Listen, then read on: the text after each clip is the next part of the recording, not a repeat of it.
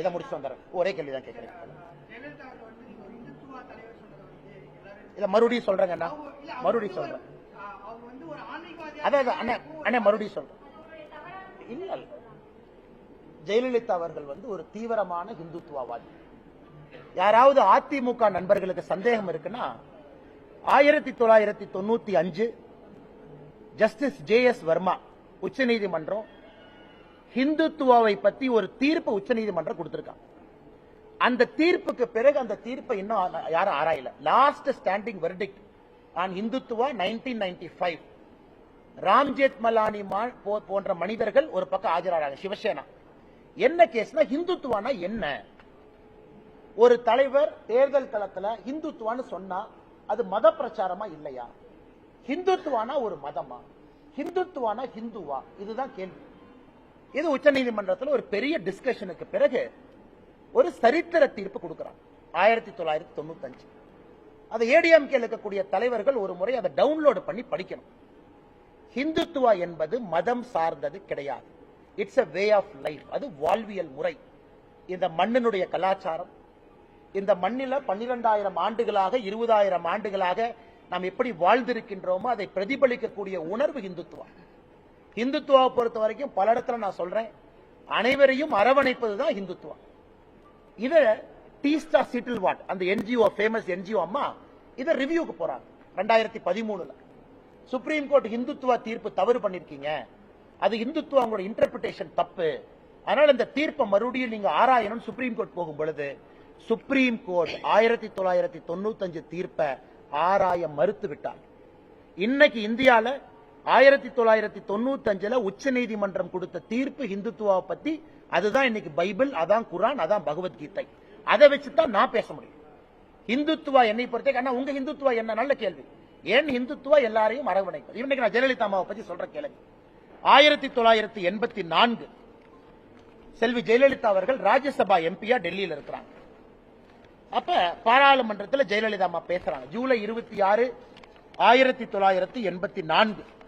நான் பிறந்த மாதம் ஒரு மாசம் கழிச்சு. அப்ப நான் ஒரு மாசம் குழந்தை. இப்ப ஜெயலலிதா அம்மா பேசுறத நான் அப்படியே படிக்கிறேன் ஆங்கிலத்தில். Finally, I now pose 2 questions to the Honorable Minister for Home Affairs. Will the center consider placing Jammu and Kashmir under governor rule? Why delay Jammu and Kashmir being integrated with the rest of the Indian Union? Why not bring it under the purview of the Constitution of India in conformity with all other states of Indian Union? அதாவது 1984 July 26 article 370 எடுக்கப்பட வேண்டும் என்று பாராளுமன்றத்திலே பேசிய ஒரு தலைவர் செல்வி ஜெயலலிதா. இன்னைக்கு அனைத்து இந்திய அண்ணா திராவிட முன்னேற்ற கழகம் அவங்க ஸ்டாண்ட கேளுங்க. 370 பத்தி உங்க ஸ்டாண்ட் என்ன? ராமர் கோவிலை பத்தி அம்மா ஜெயலலிதா அவர்கள் national integration council meeting November 23, 1992 பேசுறாங்க. என்ன சொல்றாங்கன்னா, கரசேவை என்பது தவறான வார்த்தை கிடையாது, அது சரிங்கிறாங்க. கரசேவையை டிஃபெண்ட் பண்ணி நேஷனல் இன்டகிரேஷன் கவுன்சில் மீட்டிங்ல சொல்றாங்க. குறிப்பாக இந்த கரசேவைக்காக பாரதிய ஜனதா கட்சியினுடைய ஆட்சி மத்திய பிரதேசம், ஹிமாச்சல பிரதேசம், ராஜஸ்தான் இந்த பாபரி மஸ்ஜித்துக்காக பாரதிய ஜனதா கட்சி ஆட்சியை டிஸ்மிஸ் பண்றத நான் கடுமையாக எதிர்க்கின்றேன் அப்படின்னு ஜெயலலிதா அவங்க நேஷனல் இன்டகிரேஷன் கவுன்சில்ல பேசியிருக்காங்க. 1993 செல்வி ஜெயலலிதா அவர்கள் அம்மா அவர்கள் ஏடிஎம்கே தொண்டர்கள்ட்ட 20 லட்சம் கையெழுத்து இயக்கம் நடத்துறாங்க. ராமர் கோவில் கட்ட வேண்டும் என்பதற்காக அதிமுகவினுடைய தொண்டர்கள் கையெழுத்து இயக்கம் நடத்த வேண்டுங்கிறாங்க. அதனுடைய நிறைவு விழா சென்னையில் நேஷனல் அவேக்கனிங் மீட்டிங்க்கு எல்கே அத்வானி பங்கேற்கிறாங்க. 2003 பத்திரிகையாளர் ஒரு கேள்விக்கு பதில் சொல்றாங்க, ராமர் கோவில் இந்தியால கட்டலினா பாகிஸ்தான்ல கட்டுவோம். ஆனா இன்னைக்கு அந்த கட்சியினுடைய தலைவர்கள் என்ன சொல்றாங்க, முட்டி வலி அதனால ராமர் கோவிலுக்கு போக மாட்டேன், இடுப்பு வலி அதனால போக மாட்டேன். அதனால இதெல்லாம் கம்பேரிசன் பண்ணி சொல்றேன். அடுத்தது uniform civil code 2003 uniform civil கோடுக்கு அம்மா ஜெயலலிதா அவங்க சொல்றாங்க, it is very much necessary for a multi-religious country like India rendering equality to all. பொது சிவில் சட்டம் என்பது வேண்டும் என்கிறாங்க. இன்னைக்கு 2023 ஜூலைல அனைத்து இந்திய அண்ணா திராவிட முன்னேற்ற கழகம் அதை எதிர்க்கிறாங்க. நான் கம்பேர் பண்ணேன்.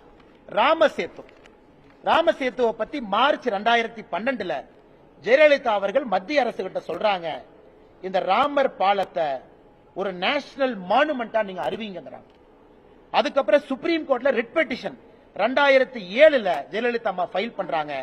அதுல Tuticorin port trust, union of India, ministry of culture Ramar சேதுவை நேஷனல் மானுமெண்ட் பாரம்பரிய சின்னமா அறிவிங்கிறாங்க. ஆனா இன்னைக்கு அசம்பிளில ஏடிஎம்கே அபிஷியல் ஸ்டாண்ட் என்ன? பொள்ளாச்சி ஜெயராமன் அவர்கள் சொல்றாங்க, நயினார் நாகேந்திரன் அவர்கள் பிஜேபி இதை முழுமையாக ஆதரிக்குது, அதாவது ராம் சேத்துவை பொறுத்தவரை அந்த நேஷனல் மானுமெண்ட் வரணும். ஜெயராமன் அவங்க சொல்றாங்க, இந்த ப்ராஜெக்ட் நாங்க ஸ்டடி பண்ணுவோம், ஸ்டடி பண்ணிட்டு அதனுடைய சாதக பாதகத்தை பார்த்து அதன் பிறகு முடிவெடுப்போம் அப்படி.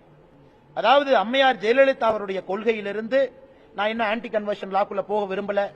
ஜெயலலிதா அம்மா 1991 வேத பாடசாலை தமிழ்நாட்டில் உருவாக்குனாங்க. அதுக்குள்ள நான் போக விரும்பலீங்க. அதனால யாராவது ஏடிஎம்கே நண்பர் இதை அப்போஸ் பண்றாங்கன்னா விவாதத்திற்கு பாரதிய ஜனதா கட்சி தயாராக இருக்கிறது. ஒரு எஸ்டிபிஐயோட நாங்க கூட்டணி வச்சிட்டோம் அப்படிங்கிற ஒரே ஒரு காரணத்திற்காக மாத்தி பேச வேண்டிய அவசியம் அனைத்து இந்திய அண்ணா திராவிட முன்னேற்ற கழகத்தில் இருக்குமே தவிர எங்களுக்கு இல்ல.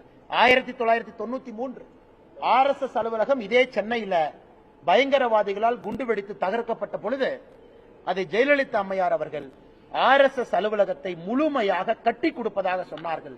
தமிழகத்தினுடைய RSS அதை மறுத்தது. நாங்களே மக்கள்கிட்ட பணம் வாங்கி கட்டிக்கிறோம், அரசு பணத்திலே எங்களுக்கு கட்டி கொடுக்காதீங்க. அரசு பணத்திலே ஒரு RSS அலுவலகத்தை கட்டி கொடுப்பேன், குறிப்பாக பயங்கரவாத தாக்குதலுக்கு பிறகு ஜெயலலிதா அம்மா சொன்னாங்க.